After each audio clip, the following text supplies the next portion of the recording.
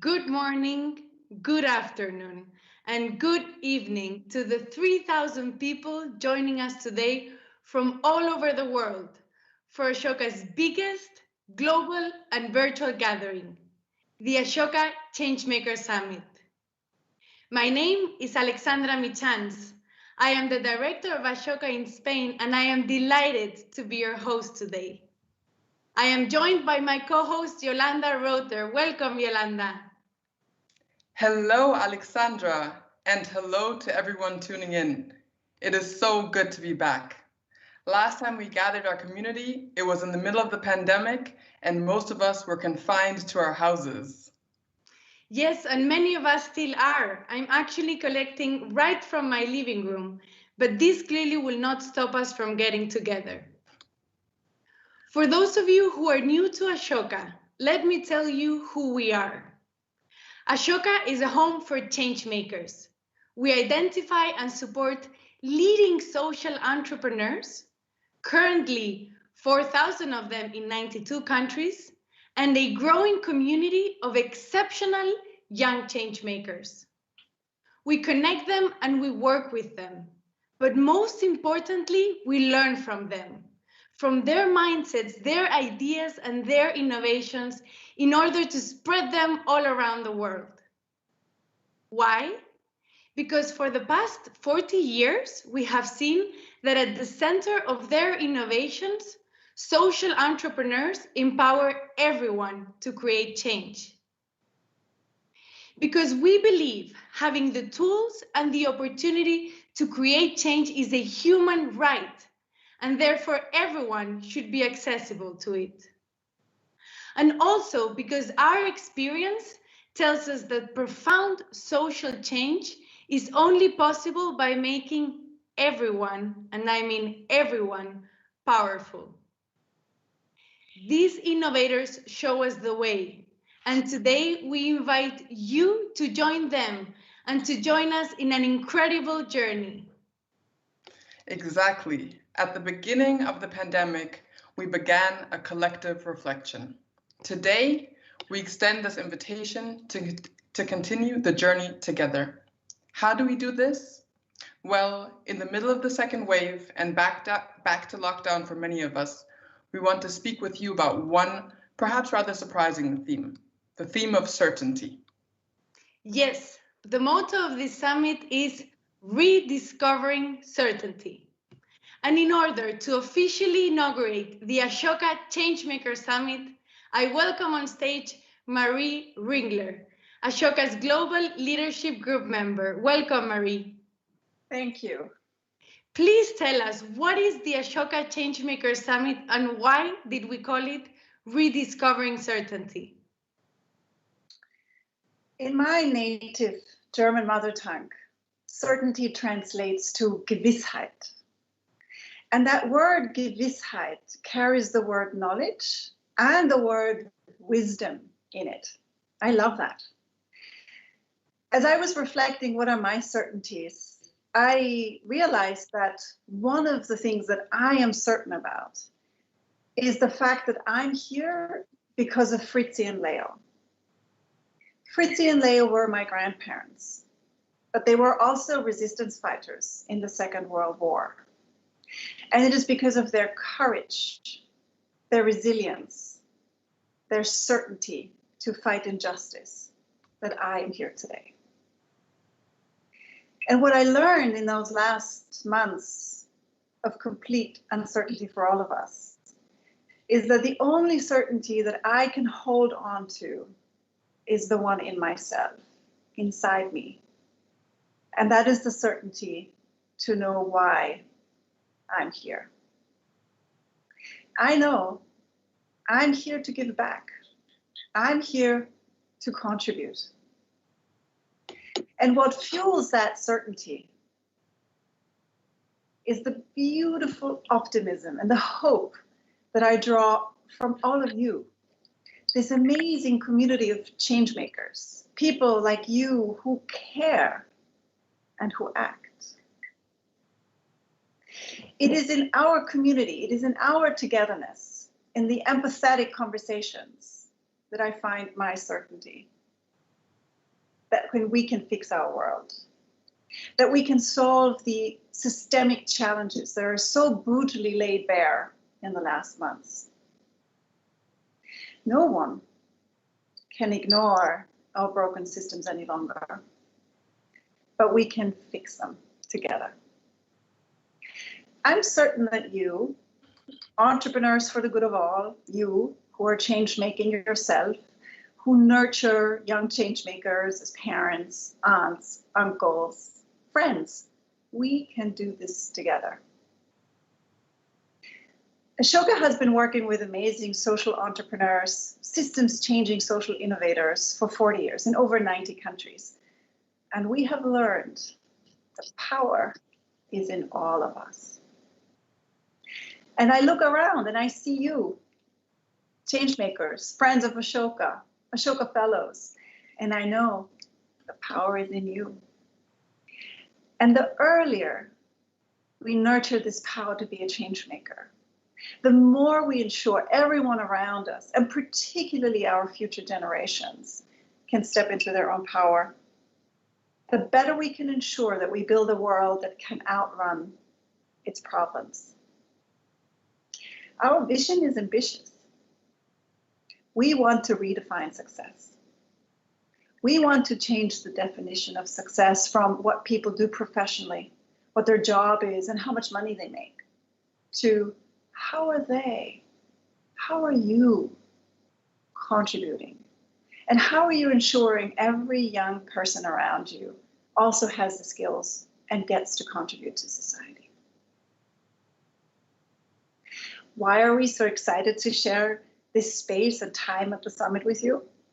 We listen to you, our global community. You told us we want to connect more. We want to connect globally. We want space for exchange and learning. We long for human connections. So here we are today. This is your space. This is our space for that exchange, that learning. It is an experiment, but remember, it is you, it is me, it is all of us who shape this experience. Thank you. Thank you, Marie, for reminding us that the power is inside of us. Thank you very much. And now, in that spirit, back to you, our audience. We have heard about Marie's own truth, but now we want to hear about yours. From your perspective, what is that one truth, that one value that you hold on to when everything around you is changing? That intimate value. My colleagues have shared a poll in the chat box where you can add 1 or 2 words of that personal value, and we will see the results here live on screen. So I'll give you a minute to think, and while you do that, maybe I can share mine. One of my most personal values that I stick to during these uncertain times is gratitude. I'm grateful for my health, for my family, for my friends, but also for my work at Ashoka, for being able to learn about these extraordinary people that you will meet today, every single day of my life. It's a real privilege. So grateful is my value, and I'm looking forward to seeing yours while they go up on the screen. Hope, kindness. What else? Self-compassion, beautiful. Empathy, authenticity, happiness. We could print this actually and put it in our walls to remember every day. Beautiful. Shared humanity, heart, family values, solidarity, awareness. Beautiful. Thank you for sharing. This pandemic has laid bare many issues that we're facing. The climate crisis, extreme polarization, our fragile healthcare system, poverty, and many others. So how do we fix these problems? How do we transform these systems so that no one is left behind? We must aim for systemic change, a deep social transformation that addresses the profound roots of our problems. Ashoka represents a network of people who are driving this type of change, but in a way that makes everyone powerful. By making sure that the people who are affected by the problem are actually the ones empowered to solve it. During the following hour, you will hear many examples of young change makers and Ashoka fellows who are role models to this vision. Are you ready? Here we go. On to our first subject, which is focused in how to use climate change as an opportunity to build the world a better place. For the first time in our 40 years of history, Ashoka is leveraging the strength of its global community to address profound change in specific fields. We are doing this through a very disruptive initiative called Next Now. Our relationship with the planet is one of these fields. Through Next Now, Planet and Climate, we aim to identify the key insights and innovations that are shifting and revolutionizing the field of climate. Yolanda, let's take a look at some of these climate examples. Yes, Alex. I brought examples of 2 climate projects from newly elected fellows that really stood out to me. The first one is Forever Sabah, a project funded by Ashoka fellow Cynthia Ong. Forever Sabah is a great example of how Ashoka fellows change public policy and industry norms to really drive systems change. It deals with palm oil, an issue I've been interested in for a while now, and I'm sure many of you as well. In 2018, Forever Sabah rolled out a sustainable palm oil initiative across the state of Sabah, the northern part of the island of Borneo. The impact has been super impressive. The entire palm oil sector has agreed to go sustainable by 2025, which means that 100% of palm oil produced, sourced, or used on Sabah will be certified by the Roundtable on Sustainable Palm Oil. The second example is Dream Riders Productions, a project funded by newly elected Ashoka fellow Vanessa Liburde that cultivates real-life planet protectors. I have to say I find that pretty cool. I would want to be a planet protector as well. Empowering young people to be environmental change agents within their family units is what a planet protector is. Dream Rider Productions is a great example of how Ashoka fellows support young people to lead initiatives within their own organizations and has really cultivated this change maker identity in more than 1 million young people in Canada, who've become the main leaders in collaboration with the public school system in partnership with municipalities. Thank you for the great examples, Yolanda. Let's keep digging more into the topic of climate with our next speakers. Mark Campanale. He is the founder and executive chairman of Carbon Tracker, a financial think tank that analyzes the impact of energy transition in capital markets. Luisa Falcao. She co-founded and leads Engajamundo, a social venture that engages Amazonian youth in addressing social and environmental challenges in their region. Mark joined our Ashoka family this month as a senior fellow, and Luisa entered the network as an Ashoka Young Changemaker in 2019. We want to introduce them to you in a conversation with Pip Wheaton, who is the global co-lead of Next Now, Planet and Climate, and an Ashoka fellow herself as well. Welcome, Pip. Thank you, Alex. And thank you both so much for joining us. I know that climate change is the top issue for many of our audience members, so I'm delighted to be able to welcome you to the stage, so to speak. Mark, I'm going to start with you. The concept that you developed, unburnable carbon, has shifted the way that trillions of dollars are invested and divested. Can you tell us what it is and why it matters? Thank you, Pep. It's great to be with you all today. Unburnable carbon is a fairly straightforward idea, and it's been expressed in other ways. We know that one of the biggest contributors to global warming is the burning of fossil fuels, primarily coal, oil, and gas. And yet these comes from global companies, people that we know like Exxon and Shell, and you can look at their reserves.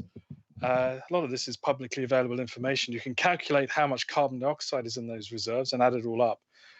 We did that, and we realized that these companies own 4 to 5 times more fossil fuel reserves than we can possibly burn to stay to 1.5 degrees of warming, which is the accepted target under the Paris Climate Agreement. So all those fossil fuels that we can't burn has to stay in the ground. We call that unburnable carbon. Great. And what does this tell us about the link between our economy and climate change? So when we published it, what we did was we linked it to the world's leading financial centers, their stock exchanges and banking centers. And we looked at those publicly traded companies and said, look, if Exxon and Shell and Glencore and all the others can't burn all the reserves that they're developing, there's a fundamental flaw at the heart of their business models. All the assumptions that people in Wall Street and the City of London had about the future viability of those companies was probably going to be wrong. And the markets are better to start price that risk. And not just the markets to price the risk, financial regulators need to make sure that if we can't burn what's already been financed, why is the world still pouring billions and in fact trillions into expanding the fossil fuel economy? So that's what our first report said. And we made it a financial crisis issue, because if, of course, global warming, the worst threats of climate change does happen, there won't be any banking or finance, because the world will be a very different place, and there'll be lots of stranded assets from building projects that the world will never need to use, and the banks will be owning assets which will essentially, within a decade or two, become worthless. So this idea at its core could be translated to so many industries. Which industry do you think we most need to reevaluate financially?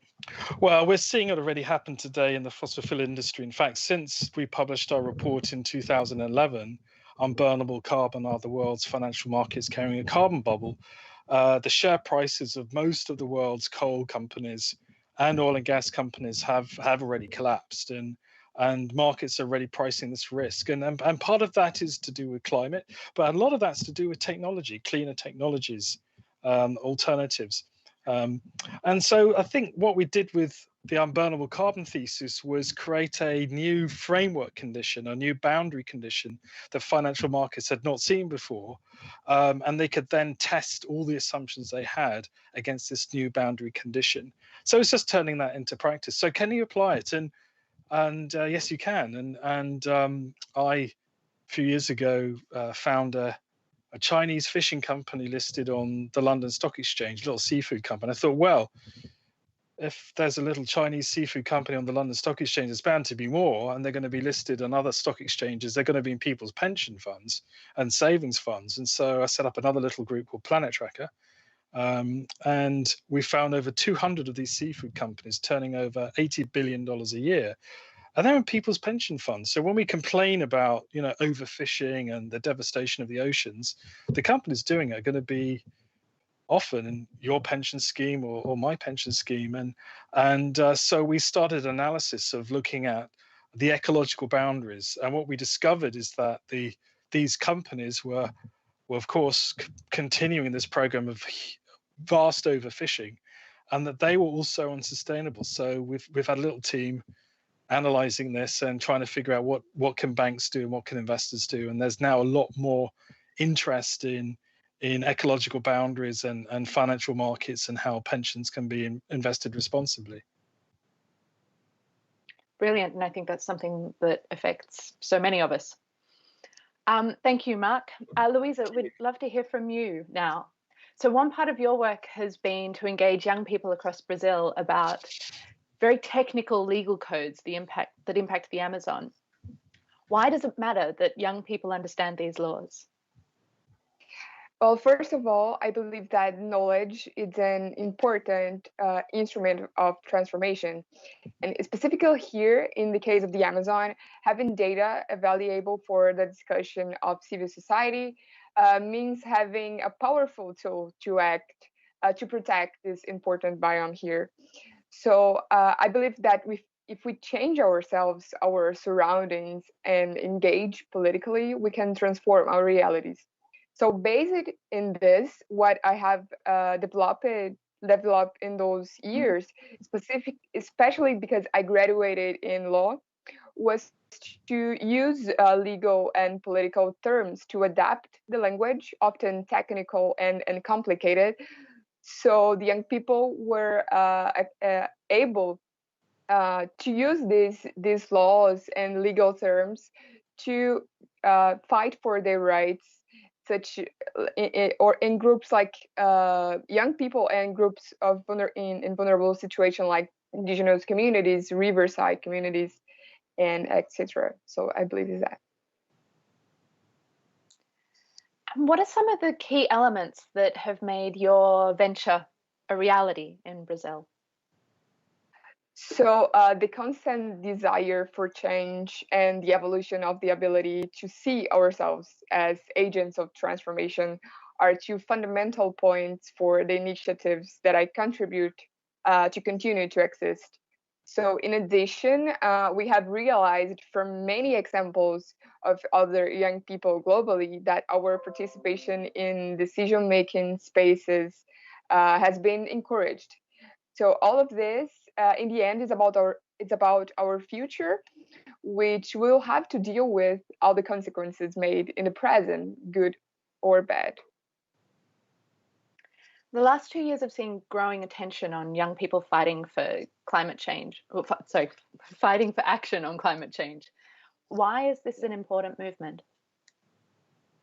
Well, I think it's, as I said, it's because we have this encouragement to be in spaces of decision making, and I think in a global level, everyone can see that we have fundamental roles in this fight for change.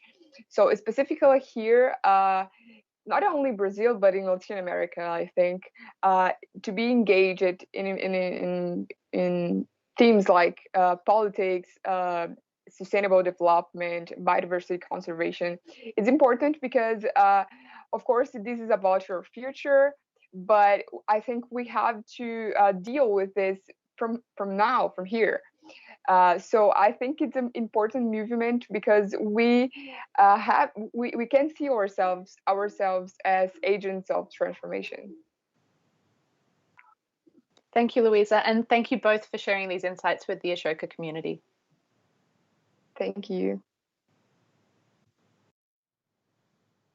Thank you, Mark, Luisa, and Pip, for such an insightful conversation. And I loved seeing also a senior fellow talking to an Ashoka young changemaker, because this intergenerational approach is very, very central to our work. So thank you very much.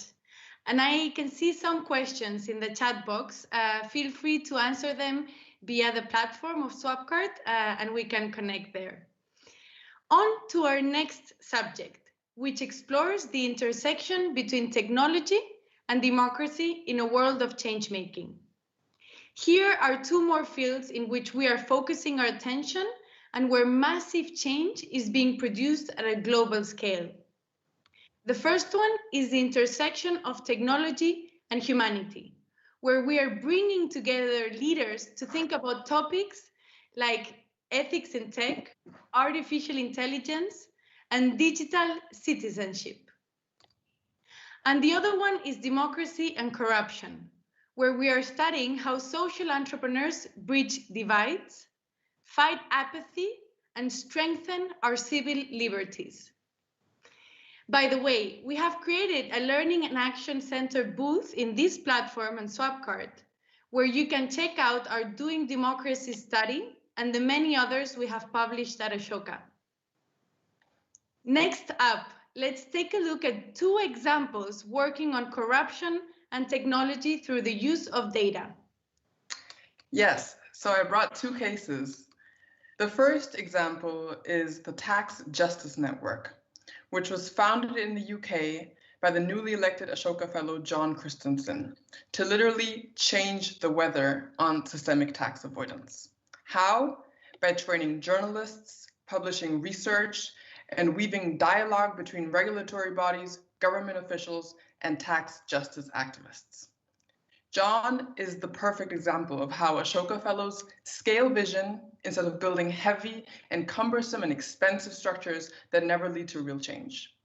His approach essentially tackles the lifeblood of all democracies and has transformed how the OECD informs its own tax audit policies, has become G20 policy, and is basically transforming our tax systems globally.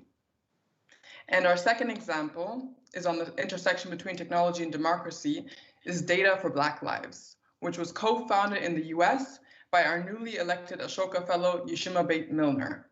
And I'm really excited about this work because Data for Black Lives is a quickly growing network of 4,000 plus activists, organizers, researchers, mathematicians, and data scientists who gather data that reveals how racism remains instilled into algorithms and institutional decision-making.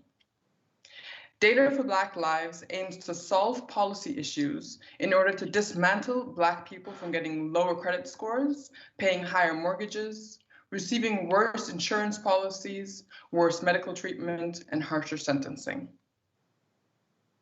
Wow, Yolanda, these are incredible projects. Yeah, I think so too. And to everyone listening right now, we continue to look for Ashoka Fellows every year and in every field and in every geography. We're interested in selecting fellows from the 90 countries where Ashoka operates. Exactly. So if you know somebody that you would like to see here next year, feel free to nominate them. And actually, we've even created a chat in SwapGuard for attendees to nominate candidates that could join our Global Fellows Network. So go and nominate our next generation of fellows. We need you here. Now let me introduce our next conversation. Gemma Galdon is the founder of Éticas Consulting, a Spanish foundation ensuring that technology does not replicate the biases and the injustices that are present in our real lives. Anugre Setia, he is the founder of Hybrid Ideas, an Indian community of young tech enthusiasts focused in creating positive change through their innovations. Gemma joined our Ashoka Spain family this year as an Ashoka Fellow, and Anugre was elected Ashoka Young Changemaker in 2019. We want to introduce them to you in a conversation with Constanza Frischen, Ashoka's leadership group member and head of Next Now Technology and Humanity. Welcome, Constanza. Thank you, Alex. Gemma, let's start with you. AI-powered algorithms are everywhere. We don't see them, but that doesn't make them less real. They're decision-making tools that determine who gets invited to a job interview, who gets a mortgage, or who receives medical attention first. AIs are fed with and trained on data, and many people think data is neutral and objective. But is it? Is data neutral? Never. Data can only be as neutral as the society that creates that data. So data at the end is about power, it's about politics, it's about relationships, it's about everything and everyone that surrounds us. So if our data space is mainly populated by white men, data will always assume that the normal is being a white man. And then being a woman, being older, being non-white will be anomalies in the algorithm, and anomalies that point to more risk. So you will have less of a chance to get a job if you're not a white man, less of a chance to get a mortgage if you're not a white man, less of a chance to access public services. So data is not and cannot be neutral. The thing is, how do we ensure that data promotes equality and justice instead of eroding it? And that's where your company comes in. You've created an ethic-based audit to help businesses tackle bias in algorithm. And as we just heard, that's potentially very impactful, but I think it's also delicate work because algorithms tend to be proprietary, right? Yeah, but usually when clients come to us, they have access to that algorithm either because it's theirs or because they've bought it. And so they have access to the code. So in our experience, we can always access the code. What is problematic is that society does not have access to the code of algorithms that are making decisions about things that impact on their lives. So through our methodology, we can access those algorithms and improve them, but society at large usually does not have access to getting to know how decisions are being made about things that really affect them on a day-to-day basis. So what do you do about that? So what we do is we get into the algorithm. We try to see and understand what decisions were made to turn a complex social issue into a set of data inputs. We try to see also who is being impacted by those decisions, by those algorithmic decisions, and we define who are the vulnerable groups. Who are the people that are being discriminated against in this technical system, in this algorithm? And we build ways to protect them. So what we do is correct those biases and instances of unfairness inside of algorithms. And we build the little tricks that can bring back this neutrality, or sometimes not neutrality, or sometimes we want to privilege certain groups because we want to make sure that they receive an extra amount of protection inside of algorithmic systems. So what we do is we walk through the whole life cycle of the algorithm and work with the client to ensure that we protect people inside technical processes. And can you give me an example of what the impact is this has yielded? We've protected women. The discrimination against women in technical system is one of the most common discrimination that we find. Also, older people, people with different colors, with facial recognition. If you're not white, you become, as I said before, you're an anomaly. And so how do we ensure that the algorithm understands that not being white is also normal and it's also fine? So through our methodology, what we do is we address all these instances of unfairness or unfair treatment of specific collectives. And we ensure that they receive an equal treatment, equal to those received by white men. Last question to you, Gemma. What, in your view, is needed to change business behavior at scale?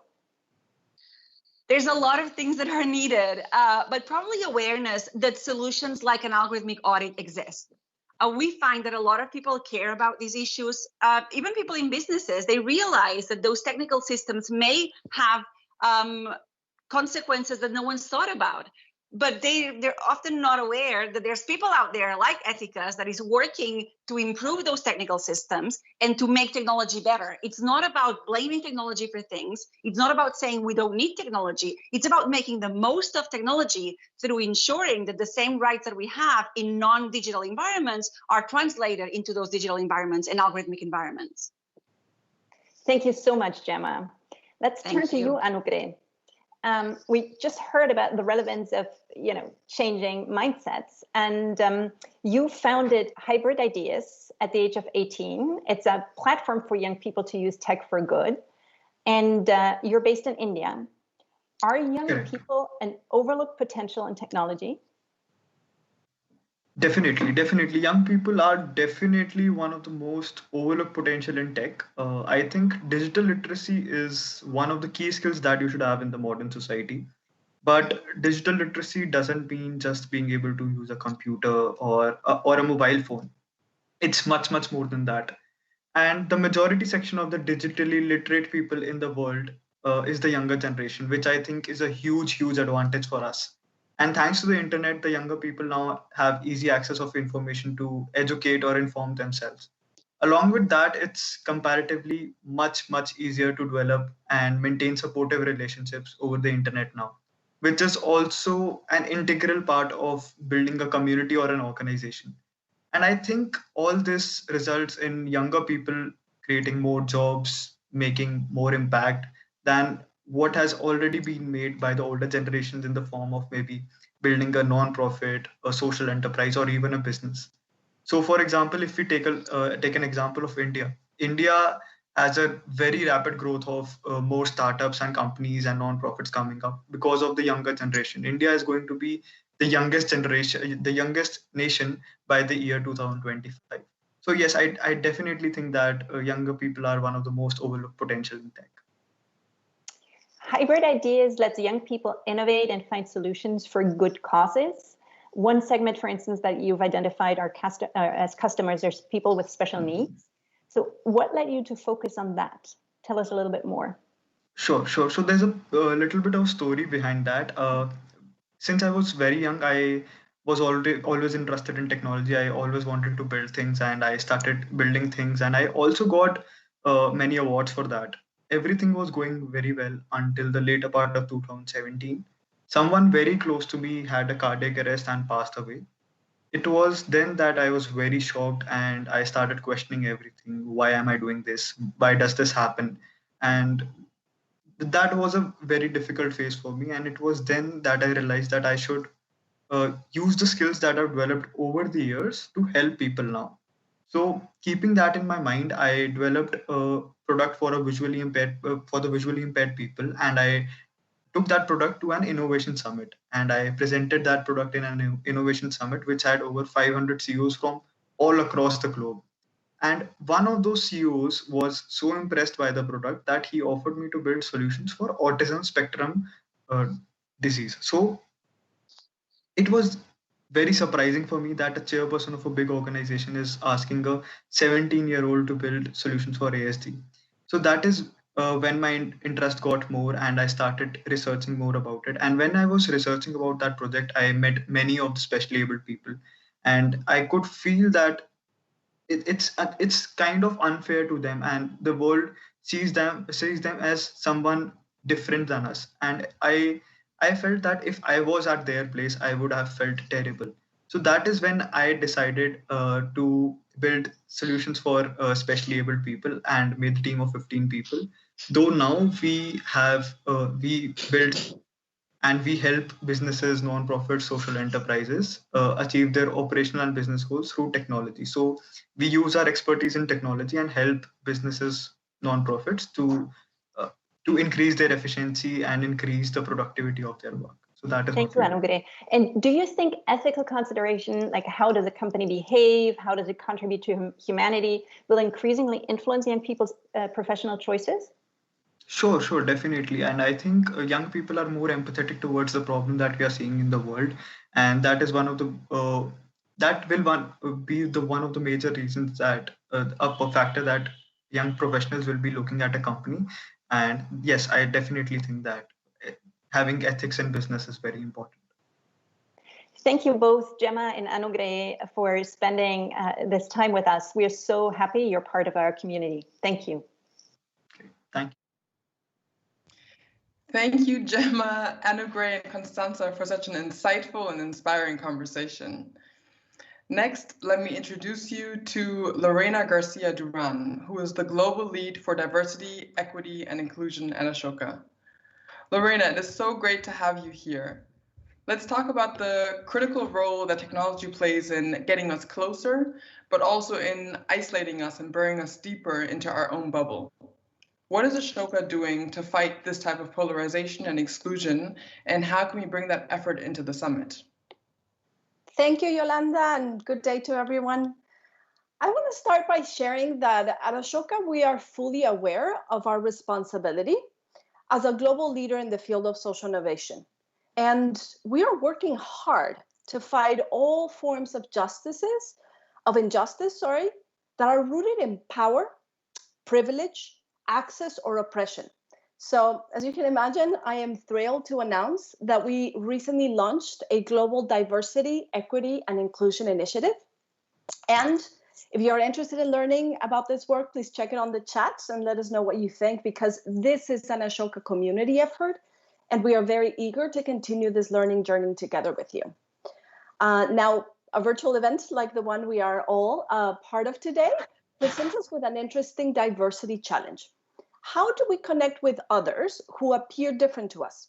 We believe our identities are far more diverse than our professional profiles, and we want to invite you to share yours with us. Take me, for example. What will generate more trust and eagerness to connect with you at a personal level? My working title, or the fact that I consider myself an anti-racist, that I'm an immigrant, or that I have a deep admiration for animals and nature. So artificial intelligence will help us connect with like-minded individuals throughout the summit. But our proposal to you is to make this engine work for what truly makes us who we are. Yolanda will share some details on how to humanize our profiles and how to make sure we make unexpected connections throughout the summit. I personally invite you to connect with as many different perspectives as possible. Yolanda, the floor is yours. Thank you so much, Lorena. So I'd say let's start humanizing our profiles, right? And I'll make sure to help you along as we put this into practice. But I'll need just a little bit of your trust here. So follow me as we complete our profiles together. The section is going to be quite interactive, but I'll explain step by step. So first, I ask you to go to the drop-down menu on the top right corner and click the arrow next to your name. Now, don't worry, you won't click out of the session. It will remain active as a floating window while you navigate the platform. Pretty cool, right? So once you found that, click on your profile and then click on Edit under the bio section. Step 3 is you can add a line about your identity, as Lorena explained before. I'll give you a moment or two here, and I'll be adding something about myself, like I love hiking, I've lived in Brazil, and I'm part of a housing movement here in Berlin. So go ahead, just type in a few keywords, a few more information about yourself. And by doing this, we will allow for the AI technology to actually connect us based on our whole beings rather than just on what we do as professionals.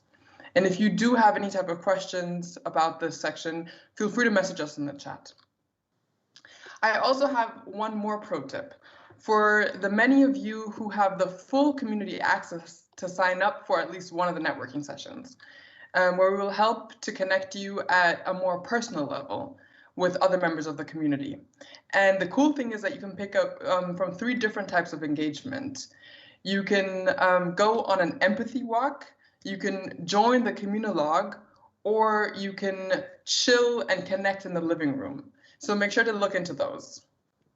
Great. I think now that we've updated our profiles and we've taken a look at these community connecting sessions, we are completely set for success.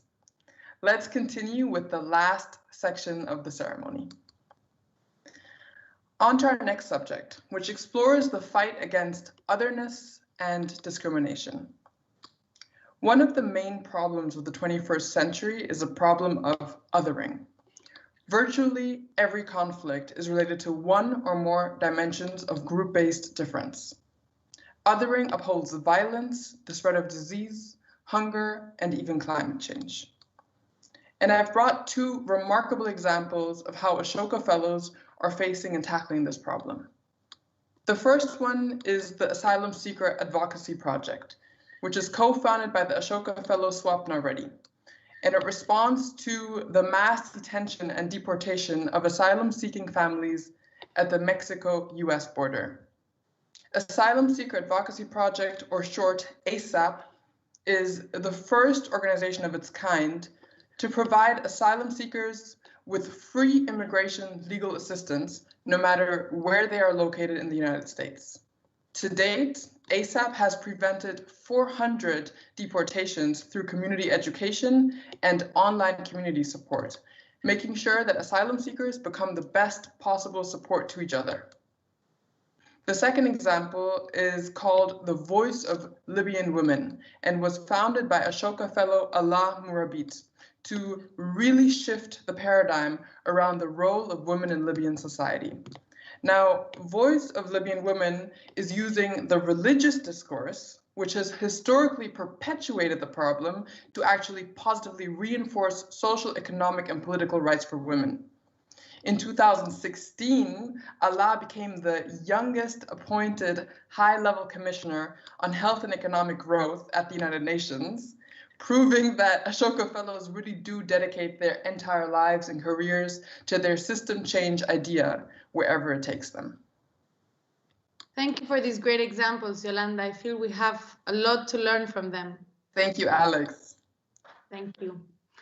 The fight against discrimination is what brings our next changemakers together. Emilia Roig. She founded the Center for Intersectional Justice, a German nonprofit building the capacity of civil society groups and grassroots organizations to address inequalities and discrimination. Christian Dixon. He launched the Custodian Service Initiative to promote connection and respect between students, staff, and custodians in his high school in the US. Emilia joined Ashoka as a fellow this year, and Christian was elected Ashoka Young Changemaker in 2019. We introduced them to you in a conversation with Lorena again. Thank you, Alex. And thank you, Emilia and Christian, for joining us. Emilia, I'm going to start with you. We are living in times of profound polarization and divide all across the world. From your perspective, how would you describe what's happening? And if you can speak about what is causing this, why now? So thank you, Lorena, for this question. I would say that we are in fact in a time of polarization. And maybe it seems counterintuitive to see it this way, but these are very old patterns, very old systems of oppression that have dictated how humans interact with each other, that has dictated who is considered to be worthy of life, worthy of success, of access. And I think that the fact that it's happening now is not incidental. It means, in my opinion, that we're going through a deep transformation in our society. And the polarization that we see is due to the resistance to this change. So it means that voices who are resisting change, who hold on to old structures, who hold on to power, division, to domination, are being heard today. Why? Because we are moving towards a new world. And I think this is the living proof of change happening, because without change, there wouldn't be resistance. Wonderful. Can you help us understand what intersectionality means and what is its importance in this social movements? Everything that you have explained, what is the relevance of intersectionality in building an equitable and fair world? Intersectionality is very central to all of this, simply because what it tells us is to value every life and to give visibility to every life, to give respect and dignity to every life. Intersectionality, said very clearly, is about fighting discrimination within discrimination, tackling inequalities within inequalities, and empowering minorities within minorities. So what it tells us is that to leave no one behind, because our current structures of anti-discrimination and dealing with diversity, equity, and inclusion mostly operate from a single axis. And operating from this single axis is recreating divisions. It's reinforcing marginalization. And so intersectionality is not an option. It is the only choice we have in order to effectively tackle oppression, tackle inequalities, and bring in long-lasting change and a paradigmatic shift that we so desperately need. Okay. What do you think then is the role of social entrepreneurship? Where do you find hope? And in your opinion, are we taking the right steps to make this equitable world a reality? I think social entrepreneurship is for sure important. I see social change as a change that is organic, that is happening from different levels, and that doesn't have any one solution to it. So of course, everything that individuals with good intentions and really like a deep willingness to change structures and to enter a new paradigm are doing are valuable things. What I see, however, is that we have a tendency to fall into actionism. Actionism meaning that we want to act, we want to change structures, we want to do things. And I think it's a time to pause and to reflect and to take the time to shift our perspective. We need to have a shift in consciousness. And this shift in consciousness is going to take longer if we keep acting and want to operate in the very structures that we need to dismantle. So that's why it's so important to take a step back, look at what we're doing, how we're doing it, and if maybe the things that we're doing are reinforcing the very systems that we want to dismantle. So it takes time, and we need to be patient, we need to be compassionate with each other, and we need to, most importantly, realize that being fast is not necessarily being effective. Wonderful. Thank you, Emilia. I turn to you, Christian. Could you share what inspired you to launch the Custodian Service Initiative and how does it work? Yeah, thank you, Lorena. It started with this vision of what if we could create a school culture where the first thing that you see when you walk in is a board with the names, the faces, the stories of the custodians who clean that building. It was this idea of what if we could flip the switch on dignity? What if we could create an environment of love, respect, and dignity where every person in our school, in our society, feels loved, engaged, valued, and heard? What if we could create that environment? I remember Robert Hugo was the night custodian at my high school. I remember when he shared his story with me. He shared about his kids. He shared about his youngest kid, Julian. It was this moment for me where I started to realize Robert and so many around us, he was more than just a custodian. He's a father, he's a friend, he's a husband, he's a mentor.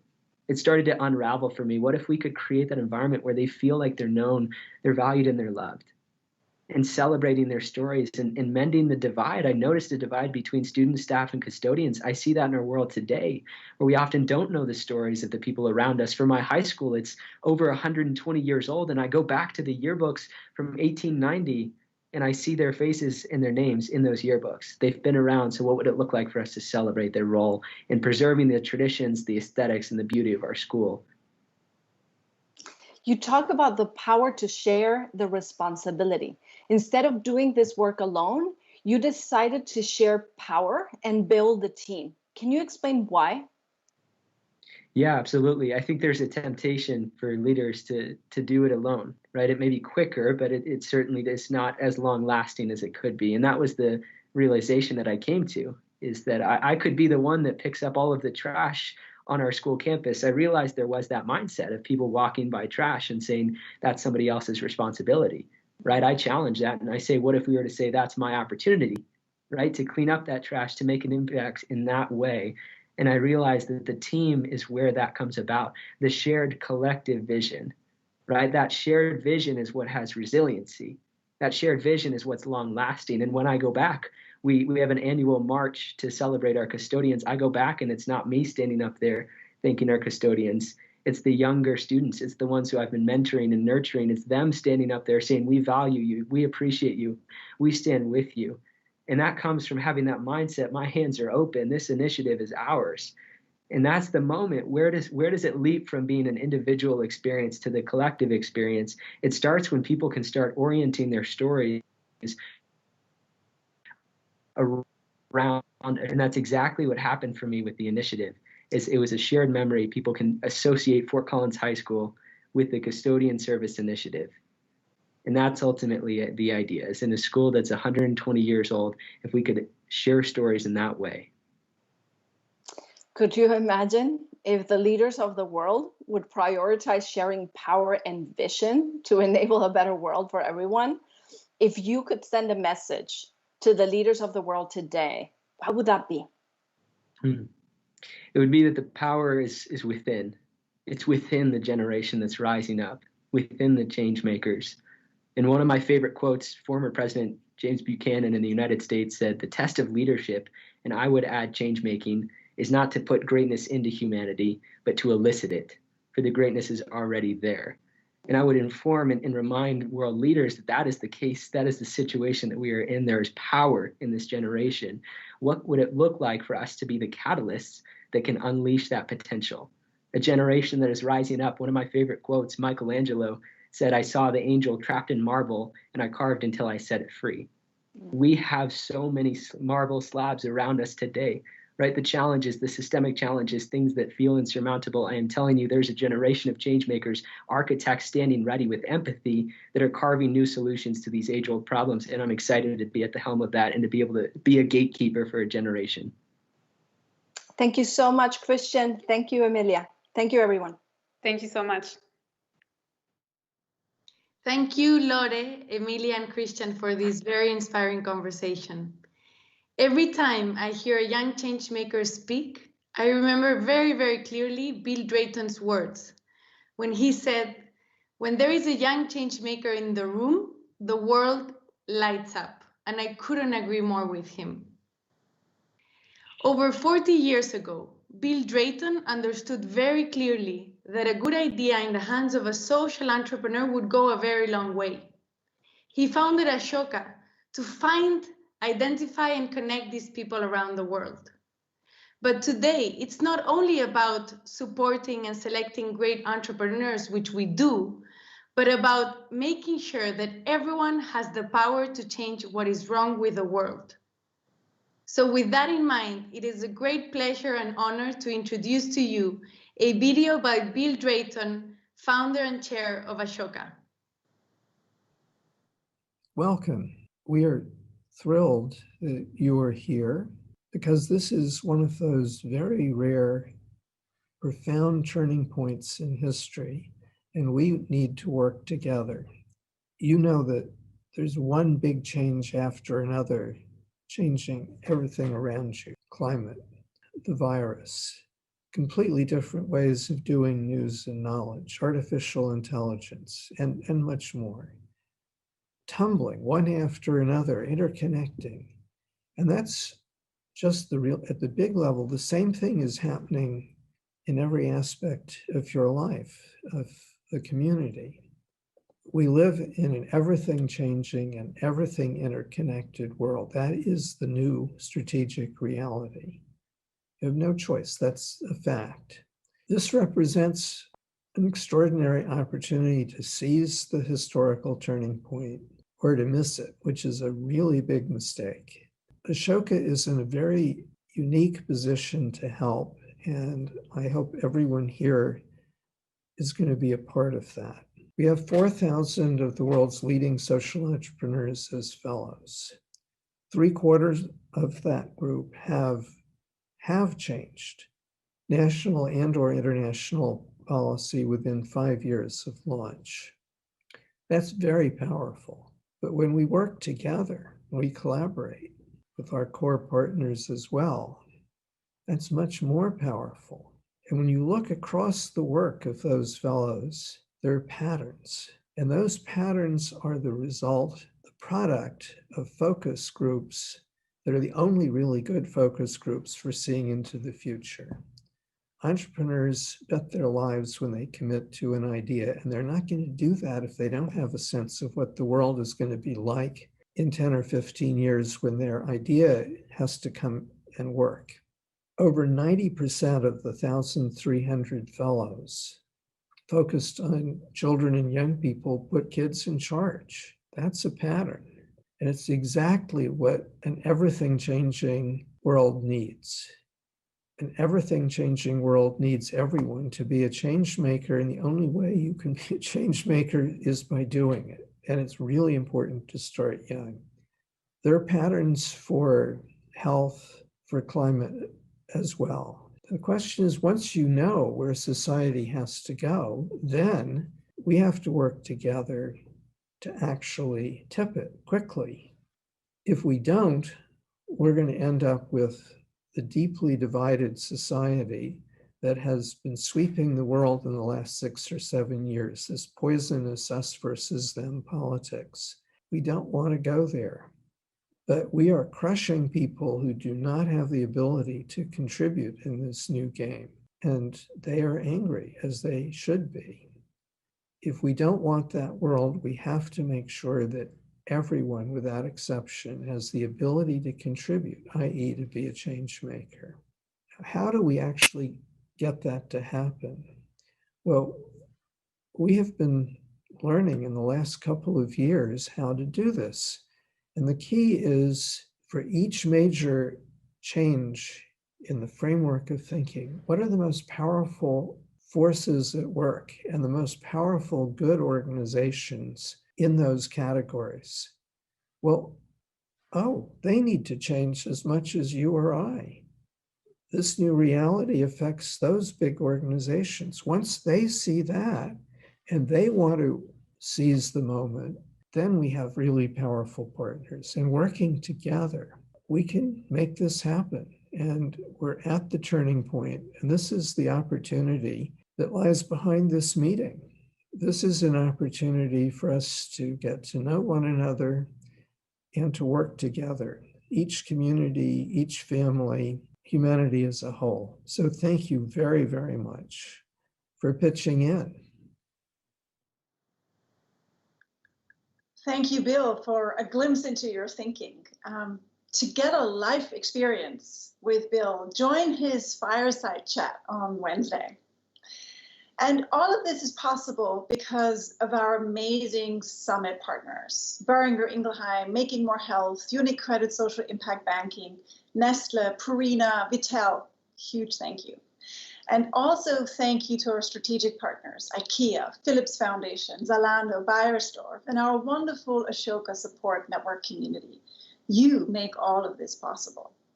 And last but not least, our fabulous summit partners, Fondazione CRT, Fondazione Sviluppo e Crescita CRT, Fondazione Botnar, the Systems Change Foundation, Soul Center, RBC Foundation, Mirella e Lino Saputo Foundation. And a big thank you to our media partner, Pioneers Post, and our wonderful ecosystem partners. Together, we are stronger. Thank you to our amazing team for your careful curation. This has been a truly, truly global effort. Thank you. And thank you to all of you who've been here and who are joining us for those 3 days. You are shaping this experience. You're shaping our experience. You're shaping my experience. And your contribution will make the summit great. Remember, to deepen your experience, go to the exhibitors to meet our partners and our newly elected fellows. You can learn more about them there and connect with them and see where they're speaking and be involved and engaged. I hope you will find new strength, hope, and optimism from our time together here at the summit. I hope this summit will strengthen your search and your certainty of your own why and your own certainties. Send me a message on Swapcard. I'd love to speak to you. Thank you so much for being here. Now we invite you to go to the next session and meet our newly elected fellows to connect and to collaborate with them. Most importantly, have fun. Yes, thank you.